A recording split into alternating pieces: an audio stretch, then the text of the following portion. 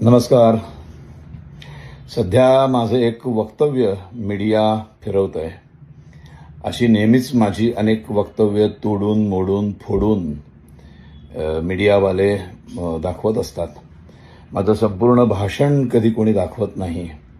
माझ्या भाषणातलं मागचं पुढचं सगळं कापून त्याच्यातून एक प्रचंड वाद कसा निर्माण होईल, समाजामध्ये दुही कशी माजेल, ह्याबद्दल काळजी घेऊन मीडियावाले नेहमी हे माझी वक्तव्य टाकत असतात.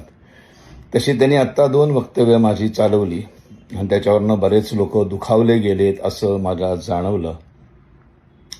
एक RSS आणि भाजपबद्दल मी बोललो होतो आणि दुसरं मी असं म्हटलं होतं की मनुस्मृती हा ग्रंथ जर नीट मूळ मनुस्मृती जर वाचली असती तर कदाचित ती जाळली नसती असं मी बोललो. आता ह्याच्या पाठीमागे बोलण्याचा माझा मूळ उद्देश असा आहे की मला असं म्हणायचंय की हिंदुत्व ह्या विषयावर बोलत असताना हिंदू धर्मातले जे सगळे धर्मग्रंथ आहेत, भगवद्गीता आहे, रामायण आहे, महाभारत आहे, 4 वेद, उपनिषद, पुराण, मनुस्मृती, तर हे सगळं आपण वाचतच नाही.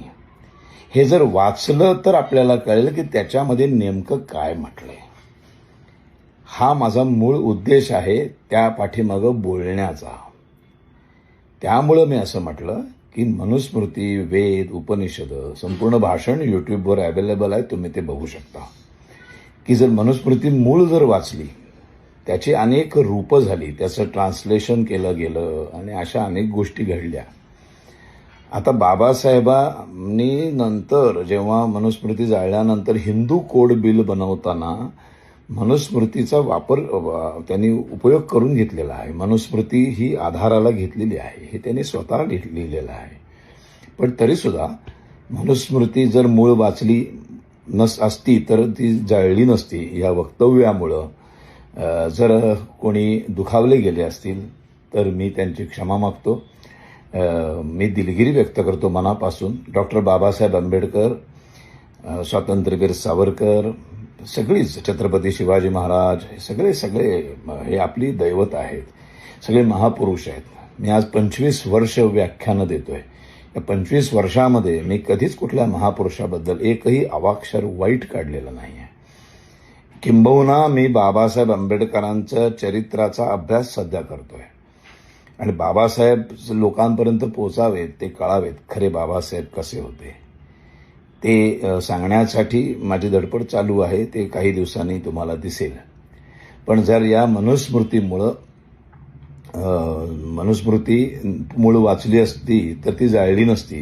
तर या शब्दामुळं जर माझे बांधव जर दुखावले गेले असतील तर मोठ्या मनाने मला क्षमा करा.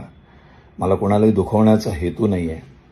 माझा खरा हेतू, जर माझी 25 वर्षातली सगळी व्याख्यानं जर तुम्ही ऐकलीत तर माझा मूळ हेतू आणि माझं मूळ उद्दिष्ट हे आहे की हिंदू धर्मातल्या सर्व जाती, पंथ यांच्या भिंती संपून आपण एक हिंदू म्हणून, एक भारतीय म्हणून आपण एकत्र असं वज्रमुठीने एकत्र उभं राहायला पाहिजे. हा माझा मूळ हेतू आहे. माझी सगळी व्याख्यानं, माझी आत्तापर्यंतची, तुम्ही माझ्या यूट्यूब चॅनलवर राष्ट्राय स्वाहावरती ऐकू शकता, बघू शकता. मी कधी काही लपवत नाही.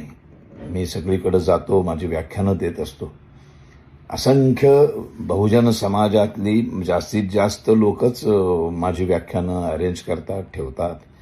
त्यामुळं माझ्या जर कोणी बंधू दुखावले गेले असतील, कारण मी काही लोक बावळटासारख्या प्रतिक्रिया देत असतात, मी त्यांच्याकडे दुर्लक्ष करतो.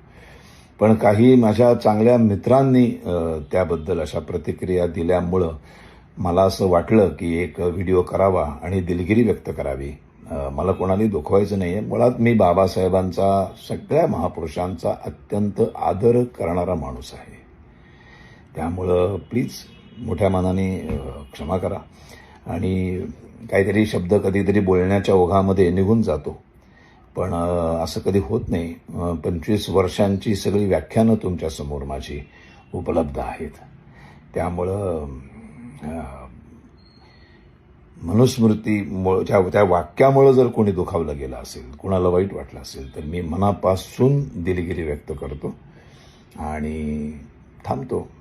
आणि या माझ्या पुढच्या व्याख्यानांना सगळ्यांना धन्यवाद. जय हिंद, जय भारत.